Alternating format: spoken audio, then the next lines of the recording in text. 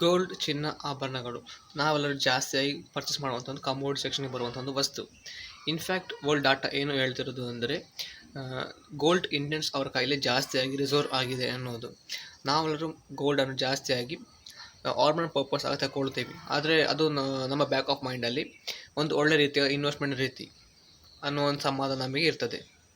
Investment ಅಂತ ನಾನು ಹೇಳ್ತಿರ್ಬೇಕು. ನನ್ನ ಫ್ರೆಂಡ್ಸ್ ನನ್ನ ಹತ್ರ ಹೇಳ್ತಿದ್ರು ಗೋಲ್ಡ್ ಮೇಲೆ ಇನ್ವೆಸ್ಟ್ಮೆಂಟ್ ಮಾಡುವಂಥ. ಗೋಲ್ಡ್ ಒಂದು ಒಳ್ಳೆ ರೀತಿಯ ಇನ್ವೆಸ್ಟ್ಮೆಂಟ್ ರೀತಿ ಅಲ್ವಾ ಅಂತ ನನ್ನ ಫ್ರೆಂಡ್ಸ್ ನನಗೆ ರೆಕಮೆಂಡ್ ಮಾಡ್ತಾಯಿದ್ರು. ಹೌದು, ಗೋಲ್ಡ್ ಒಂದು ಒಳ್ಳೆ ರೀತಿ ಇನ್ವೆಸ್ಟ್ಮೆಂಟ್ ರೀತಿ. ಬಟ್ ನಮಗೆ ಒಂದು ಆ್ಯನಲೈಸ್ ಒಂದು 12-13% ರಿಟರ್ನ್ಸ್ ಕೊಡಬಹುದು. ಬಟ್ ನಾವು ಇವತ್ತು ಪರ್ಚೇಸ್ ಮಾಡೋ ರೀತಿಯಲ್ಲಿ ಗೋಲ್ಡನ್ನು ಪರ್ಚೇಸ್ ಮಾಡಿದರೆ ನಮಗೆ 12-13% ರಿಟರ್ನ್ ಸಿಗುವುದಿಲ್ಲ ಎನ್ನುವುದು ಸತ್ಯ. ಇವತ್ತು ನಾವು ಪರ್ಚೇಸ್ ಮಾಡೋ ರೀತಿಯಲ್ಲಿ ಗೋಲ್ಡ್ ಪರ್ಚೇಸ್ ಮಾಡಿದರೆ ನಮಗೆ 12-13% ರಿಟರ್ನ್ಸ್ ಸಿಗುವುದಿಲ್ಲ ಎನ್ನುವುದು ಸತ್ಯ. ಇವತ್ತು ನಾವು ಗೋಲ್ಡ್ ಪರ್ಚೇಸ್ ಮಾಡೋ ರೀತಿಯಲ್ಲಿ ಪರ್ಚೇಸ್ ಮಾಡುವಾಗ ನಮಗೆ ಬರೋ ಪ್ರಾಬ್ಲಮ್ಸ್ ಏನಂತ ನೋಡೋಣ. ಸೊ ಈ ವಿಡಿಯೋನ ಫುಲ್ಲಾಗಿ ನೋಡಿ, ನನ್ನ ಚಾನಲ್ ಸಬ್ಸ್ಕ್ರೈಬ್ ಮಾಡಿ. ಗೋಲ್ಡ್ ಮೇಲೆ ಯಾವ ರೀತಿ ನಮಗೆ ರೆಗ್ಯುಲರ್ ಇನ್ಕಮ್ ಯಾವ ರೀತಿ ಮಾಡ್ಬೋದು ಅಂತ ಗೊತ್ತಾಗೋದಕ್ಕೂ, ಶೋಭಿಟ್ ಗೋಲ್ಡ್ ಬಾಂಡ್ಸ್ ಬಗ್ಗೆ ಗೊತ್ತಾಗೋದಕ್ಕೂ, ಮತ್ತು ಇವತ್ತು ಗೋಲ್ಡ್ ಪರ್ಚೇಸ್ ಮಾಡೋ ರೀತಿಯಲ್ಲಿ ಯಾವ ಪ್ರಾಬ್ಲಮ್ಸ್ ಎಲ್ಲ ಗೊತ್ತಾಗೋದಕ್ಕೂ ನನ್ನ ವಿಡಿಯೋನ ಫುಲ್ಲಾಗಿ ನೋಡಿ ಚಾನಲ್ ಸಬ್ಸ್ಕ್ರೈಬ್ ಮಾಡಿ. So my name is Nixon, welcome to another video. Gold ನಾವು ಆರ್ನಮೆಂಟ್ಸ್ ಆಗಿ ಪರ್ಚೇಸ್ ಮಾಡುವಾಗ ನಮಗೆ ಬರುವಂಥ ಬಿಗ್ 5 ಪ್ರಾಬ್ಲಮ್ಸ್ ಏನಂತ ನೋಡ್ಕೊಳ್ಳೋಣ. First of all making charge. ನಾವು ಗೋಲ್ಡನ್ನು ಜಾಸ್ತಿಯಾಗಿ ಪರ್ಚೇಸ್ ಮಾಡೋದು ಆರ್ನಮೆಂಟ್ ಪರ್ಪಸ್ಸಿಗೋಸ್ಕರ. ನಾವು ಮೇಕಿಂಗ್ ಚಾರ್ಜ್ ಗೋಲ್ಡ್ ನಾವು ಪರ್ಚೇಸ್ ಮಾಡ್ಕೊಳ್ಳುವಂಥದ್ದು ಒಂದು ಆರ್ನಮೆಂಟ್ ಪರ್ಪಸ್ಸಿಗೋಸ್ಕರ. ನಾವು ಆರ್ನಮೆಂಟ್ ರೀತಿ ಪರ್ಚೇಸ್ ಮಾಡ್ಕೊಳ್ಬೇಕಿದ್ರೆ ನಮಗೊಂದು ಒಳ್ಳೆ ಒಂದು ಮೇಕಿಂಗ್ ಚಾರ್ಜ್ ಬರ್ತದೆ. ಆಲ್ಮೋಸ್ಟ್ 3 to 10% ಒಳಗೆ ಬರ್ತದೆ ಮೇಕಿಂಗ್ ಚಾರ್ಜ್ ಇರ್ತದೆ. ನಾವು ಅದನ್ನು ಒಳ್ಳೆ ಒಂದು ರೀತಿಯ ಇನ್ವೆಸ್ಟ್ಮೆಂಟ್ ರೀತಿ ಅಂತ ಗೋಲ್ಡ್ ಪರ್ಚೇಸ್ ಮಾಡಿದರೆ ಆ ಮೇಕಿಂಗ್ ಚಾರ್ಜ್ ಬರೋ ಕಾರಣ ನಮಗೆ ಅಲ್ಲಿ ಒಂದು ಅಸೆಟ್ ಮೇಲೆ ನಾವು ತಗೊಳ್ಳೋ ಗೋಲ್ಡ್ ಮೇಲೆ ನಮಗೆ ಒಂದು ಒಳ್ಳೆಯ ಒಂದು ರಿಟರ್ನ್ ಸಿಗುವುದಿಲ್ಲ ಎನ್ನುವುದು ಸತ್ಯ. ನಾವು ಅದೇ ಗೋಲ್ಡನ್ನು ತಗೊಂಡೋಗಿ ವಾಪಸ್ ರೀಸೇಲ್ ಮಾಡಬೇಕು ಅಂತ ಹೋಗುವಾಗ ನಮಗೆ ಮೇಕಿಂಗ್ ಚಾರ್ಜ್ ಯಾವುದೇ ರೀತಿಯಲ್ಲಿ ನಮಗೆ ಸಿಗುವುದಿಲ್ಲ. ಆ ಮೇಕಿಂಗ್ ಚಾರ್ಜ್ ನಮಗೆ ಟೋಟಲ್ ಲಾಸ್ ಆಗಿರ್ತದೆ. ಆದ ಕಾರಣ ನಮಗೆ ಗೋಲ್ಡ್ ಮೇಲೆ ಸಿಕ್ಕುವಂಥ ಅಪ್ರಿಷಿಯೇಷನ್ ನಮಗೆ ಇಲ್ಲದ ಥರ ಆಗ್ತದೆ. ಇವಾಗ ಫ್ರೆಂಡ್ಸ್, ನೀವು ಹೇಳ್ಬೋದು ನಾನು ಕಾಯಿನ್ಸ್ ರೀತಿಯಲ್ಲಿ ಗೋಲ್ಡ್ ಮೇಲೆ ಇನ್ವೆಸ್ಟ್ಮೆಂಟ್ ಮಾಡ್ತೀನಿ ಅಂತ. ಬಟ್ ನಾವು ಕಾಯಿನ್ಸ್ ರೀತಿಯಲ್ಲಿ ತಗೊಳ್ಬೇಕಿದ್ರೂ ಕೂಡ ನಮಗೆ ಗೋಲ್ಡ್ ಮೇಲೆ ಒಂದು ಚಿಕ್ಕದಾದ ಒಂದು ಮೇಕಿಂಗ್ ಚಾರ್ಜ್ ಬರ್ತದೆ. ಸೊ ಅದಲ್ಸೋ ನಮಗೆ ಒಂದು ದೊಡ್ಡ ಒಂದು ಒಳ್ಳೆಯ ಒಂದು ಅಸೆಟ್ ಡಿಕ್ರಿಸೇಷನ್ ಇರ್ತದೆ. ಸೆಕೆಂಡ್ ಪ್ರಾಬ್ಲಮ್ ಏನಂದರೆ ಪ್ಯೂರಿಟಿ ಬಗ್ಗೆ ನಮಗಿರೋ ಡೌಟ್ಸ್. ಒಂದೊಂದು ಜ್ಯುವೆಲರೀಸ್ ಒಂದೊಂದು ಥರ ನಿಮಗೆ ಪ್ಯೂರಿಟಿ ಬಗ್ಗೆ ಹೇಳ್ತದೆ. ನಮ್ಮದು ಇಷ್ಟು ಪ್ಯೂರಿಟಿ ಉಂಟು, ನಮ್ಮದು ಒಳ್ಳೆ ಗೋಲ್ಡ್ ಬೇರೆ ಅಂಗಡಿಗಿಂತ ನಮ್ಮದು ಒಳ್ಳೆ ಬರ್ತದೆ, ಆ ಥರ ಪ್ಯೂರಿಟಿ ಹೇಳ್ತದೆ. ನಮಗೆ ಆ ಪ್ಯೂರಿಟಿ ಮೇಲೆ ಡೌಟ್ ಇರ್ತದೆ. ಸೊ ಪ್ಯೂರಿಟಿ ಬಗ್ಗೆ ಇರೋದು ಕನ್ಸಲ್ಟ್ ನಮಗೆ. ಚಿಕ್ಕ ಅಂಗಡಿಗೆ ಹೋದರೆ ನಮಗೆ ಅದು ಬೇರೆ ಅಂಗಡಿ ಹೋಗಿ ಮಾರುವಾಗ ಆ ಅಂಗಡಿಯಲ್ಲಿ ನಮಗೆ ನಾವು ಕೊಟ್ಟ ರೇಟ್ ಸಿಗೋದಿಲ್ಲ. ಅದೇ ಥರ ದೊಡ್ಡ ಅಂಗಡಿಯಲ್ಲೂ ಕೂಡ ಅದೇ, ನಾವು ಆ ಅಂಗಡಿಯನ್ನು ತಗೊಂಡೋಗಿ ಬೇರೆ ಅಂಗಡಿಗೆ ಕೊಡೋಕೆ ಹೋದರೆ ಗೋಲ್ಡನ್ನು ರಿಟರ್ನ್ ಸೇಲ್ ಮಾಡಬೇಕಿದ್ರೆ ನಾವು ಕೊಟ್ಟ ರೇಟಿಗೆ ನಮಗೆ ಅವ್ರು ತಗೊಳ್ಳೋದಿಲ್ಲ. ಸೊ ನಮಗೆ ಪ್ಯೂರಿಟಿ ಮೇಲೆ ಇರುವಂಥ ಒಂದು ಡೌಟ್ ಕಾರಣನೂ ಗೋಲ್ಡ್ ಮೇಲೆ ನಮಗೆ ಒಂದು ಒಳ್ಳೆಯ ಒಂದು ರಿಟರ್ನ್ ಸಿಗುವುದಿಲ್ಲ. ಒಂದೊಂದು ಅಂಗಡಿಯವರು ಒಂದೊಂದು ರೀತಿ ಆ್ಯಡ್ ಮಾಡೋಕ್ಕೋರು ನಮಗೆ ಎಲ್ಲಿ ಹೋಗಿ ತಗೊಳ್ಬೇಕು ಅಂತ ಒಂದು ಡೌಟ್ ಸಹ ಇರ್ತದೆ. ಅದಕ್ಕೆಲ್ಲ ಒಂದು ಒಳ್ಳೆಯ ಸೊಲ್ಯೂಷನ್ಸ್ ನಾನೊಂದು ಈ ವಿಡಿಯೋ ಫುಲ್ ನೋಡಿ, ಇದರಲ್ಲಿ ನಿಮಗೆ ವಿಡಿಯೋದಲ್ಲಿ ಹೇಳ್ಕೊಡ್ತೀನಿ ಎಲ್ಲಿ ಯಾವ ರೀತಿ ತಗೊಂಡ್ರೆ ನಿಮಗೆ ಒಳ್ಳೆ ಗೋಲ್ಡ್ ಸಿಗ್ತದೆ, ಒಳ್ಳೆ ರಿಟರ್ನ್ಸ್ ಯಾವ ಥರ ಬರ್ತದೆ ಅಂತಲೂ ಹೇಳಿಕೊಡ್ತೀನಿ. ಮೂರನೇ ಮಿಸ್ಟೇಕ್ ಏನಂದರೆ ಅದರ ಸೇಫ್ಟಿ ಬಗ್ಗೆ ಇರುವಂಥ ಕನ್ಸಲ್ಟ್. ನಮಗೆ ಗೋಲ್ಡ್ ತಗೊಂಡು ನಾವು ಮನೆಯಲ್ಲಿ ಇಟ್ಕೊಂಡ್ರೆ ನಮಗೆ ಮನೆಯೊಳಗೆ ಇಟ್ಕೊಳ್ಳೋದು ನಮಗೊಂದು ಭಯ ಇರ್ತದೆ. ಏನೋ ಗೋಲ್ಡ್ ಏನೋ ಕಳೆದು ಹೋಗ್ತದಾ, ಇಲ್ಲಾಂದರೆ ಏನಾದರೂ ಗೋಲ್ಡ್ ಮೇಲೆ ಏನಾದರೂ ಆಗ್ತದಾ ಅಂತ ನಮಗೊಂದು ಭಯ ಇರ್ತದೆ. ಸೊ ನಾವೆಂತ ಮಾಡ್ತೀವಿ, ಗೋಲ್ಡ್ ಪರ್ಚೇಸ್ ಮಾಡ್ಕೊಂಡ್ರೂ ಅದು ನಾವು ಜಾಸ್ತಿಯಾಗಿ ಬ್ಯಾಂಕಲ್ಲಿ ಇಡೋಕ್ಕೆ ನೋಡ್ತೀವಿ, ಬ್ಯಾಂಕ್ ಲಾಕರಲ್ಲಿ ಸಹ ಇಡ್ತೀವಿ. ಬಟ್ ನಾವು ಬ್ಯಾಂಕ್ ಲಾಕರಲ್ಲಿ ಹೋಗಿಟ್ರು ನಮಗೆ ಎಂತ ಆಗ್ತದೆ, ಬ್ಯಾಂಕ್ ಲಾಕರ್ ಮೇಂಟೆನೆನ್ಸ್ ಚಾರ್ಜ್ ಅಂತ ಫೀಸ್ ಒಂದು ಕಟ್ ಆಗ್ತದೆ. ನಮಗೆ ಆ್ಯನ್ಲಾಗ್ ಫೀಸ್ ಇರ್ತದೆ ಅದರದ್ದು. ಆ ಥರ ನಾವು ಮಾಡುವಾಗ ನಮ್ಮ ಗೋಲ್ಡ್ ಮೇಲೆ ಏನಾಗ್ತದೆ, ಗೋಲ್ಡ್ ಮೇಲೆ ಸಿಕ್ಕುವಂಥ ಒಂದು ಇನ್ಕಮ್ ನಮಗೆ ಲಾಸ್ ಆಗೋ ಥರ ಆಗ್ತದೆ. ನಮಗೆ ಅದು ಬ್ಯಾಂಕ್ ಅವರಿಗೆ ಒಂದು ಫೀಸ್ ಕೊಡಬೇಕಾಗ್ತದೆ. ಆದ ಕಾರಣ ನಮಗೆ ಗೋಲ್ಡಲ್ಲಿ ಬರುವಂಥ ಆ್ಯಸೆಟ್ ನಮಗೆ ಇನ್ಕ್ರೀಸ್ ಆಗುವಂಥದ್ದು ನಮಗೆ ಇಲ್ಲದಾಗೆ ಹಾಗೆ ಆಗ್ತದೆ. ಫೋರ್ತ್ ಪ್ರಾಬ್ಲಮ್ ಏನಂದರೆ ಫ್ಯಾಷನ್ ಆಫ್ ಅಂದರೆ ಪಾಲಿಶಿಂಗ್ ಮಾಡುವಂಥದ್ದು.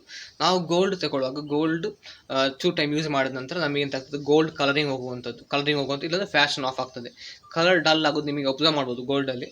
ಅದು ಪಾಲಿಶ್ ಕಮ್ಮಿ ಆದ ಕಾರಣ ಆಗುವಂಥದ್ದು. ಅದು ಪ್ಯೂರಿಟಿ ಒಳ್ಳೆ ಗೋಲ್ಡ್ ಇರ್ತದೆ, ಅದು ಪಾಲಿಶ್ ಮಾಡೋದು ಪಾಲಿಶ್ ಇಲ್ಲ ಕಮ್ಮಿ ಆಗೋ ಕಾರಣ ಆಗುವಂಥದ್ದೊಂದು ಪ್ರಾಬ್ಲಮ್. ಅದು ಪಾಲಿಶ್ ಕಮ್ಮಿ ಆಗುವಾಗ ಅದರೊಂದು ಗೋಲ್ಡ್ ಕಲರ್ ಡಲ್ ಆಗ್ತದೆ.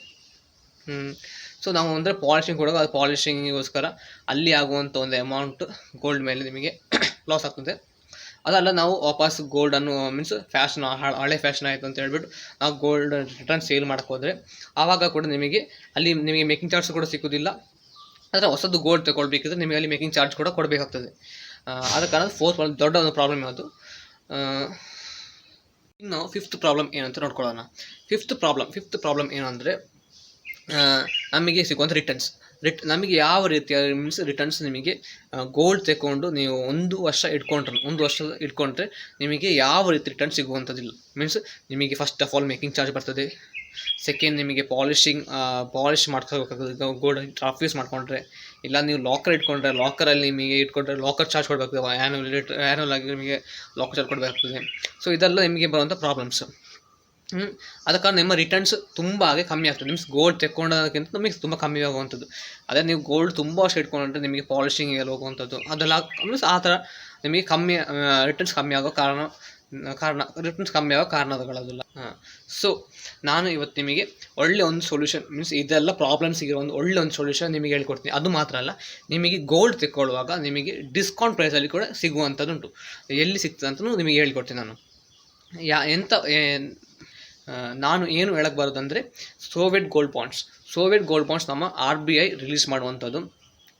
ನಮ್ಮ ಗೌರ್ಮೆಂಟ್ ಆಫ್ ಇಂಡಿಯಾ ಬಿಹಾಫಲ್ಲಿ RBI ರಿಲೀಸ್ ಮಾಡುವಂಥದ್ದೊಂದು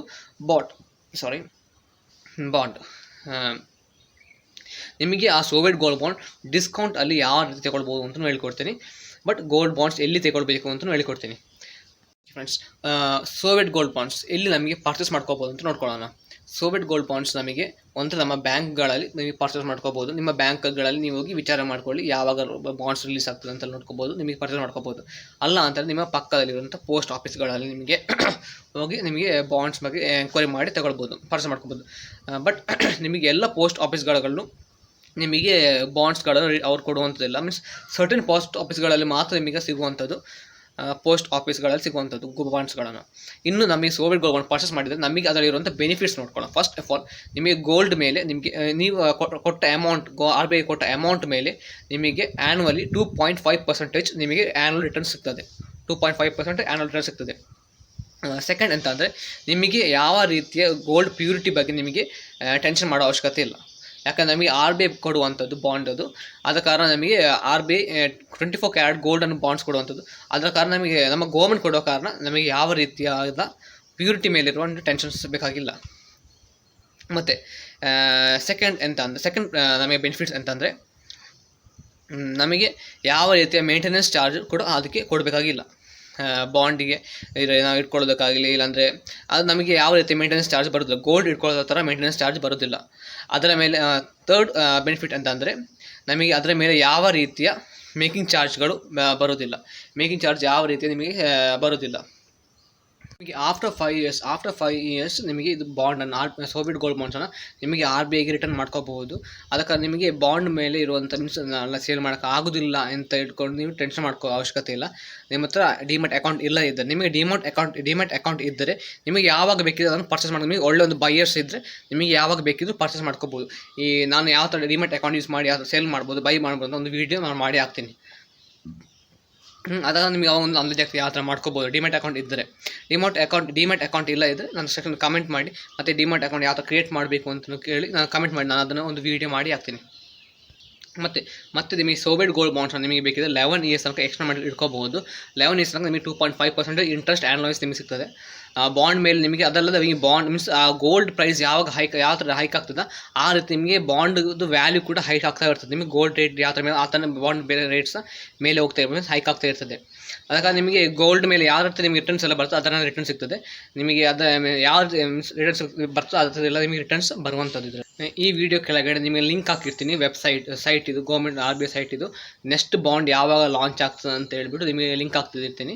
ನಿಮಗೆ ಆ ಲಿಂಕಿಗೆ ಹೋಗಿ ನಿಮಗೆ ನೋಡ್ಕೋಬೋದು ಯಾವಾಗ ನೆಕ್ಸ್ಟ್ ಯಾವಾಗ ಅಂತಂದರೆ ರಿಲೀಸ್ ಡೇಟ್ ಯಾವಾಗ ಅಂತ ನಿಮಗೆ ಬಾಂಡ್ಸ್ ರಿಲೀಸ್ ಡೇಟ್ ಯಾವಾಗ ಅಂತ ನೋಡ್ಕೋಬೋದು. ಮತ್ತು ನಿಮಗೆ ಸೋವಿಯಟ್ ಗೋಲ್ಡ್ ಬಾಂಡ್ಸ್ ಬಗ್ಗೆ ಏನಾದರೂ ಡೌಟ್ ಇದ್ದರೆ ನನ್ನ ಕಮೆಂಟ್ ಸೆಕ್ಷನ್ಗೆ ಬಂದು ನೀವು ರಿಕ್ವೆಸ್ಟ್ ಮಾಡಿ ಮೀನ್ಸ್ ಕಮೆಂಟ್ ಮಾಡಿ ಈ ಥರ ಡೌಟ್ಸ್ ಉಂಟು ಅಂತ ಡೌಟ್ನ ಅದನ್ನು ಕಮೆಂಟ್ ಮಾಡಿ ನಾನು ಅದಕ್ಕೆ ಅಲ್ಲೇ ರಿಪ್ಲೈ ಮಾಡ್ತೀನಿ. ಆ ಥರ ಮಾಡೋಕೆ ನನ್ನ ಸಬ್ಸ್ಕ್ರೈಬರ್ಸ್ ಯಾರು ಇನ್ನೂ ಅವರಿಗೆ ನೋಡ್ಕೋಬೋದು ಯಾವ ಥರ ಬಾಂಡ್ಸ್ ಬಗ್ಗೆ ಮೀನ್ಸ್ ಡೌಟ್ ಇರೋದು ನಿಮ್ಮ ಓದಿ ಅವ್ರಿಗೆ ಸಹ ಅರ್ಥ ಮಾಡ್ಕೋಬೋದು. ಸೊ ಬಾಯ್ ಫ್ರೆಂಡ್ಸ್, ಇವತ್ತಿನ ವಿಡಿಯೋ ಇಷ್ಟೇ. Thank you.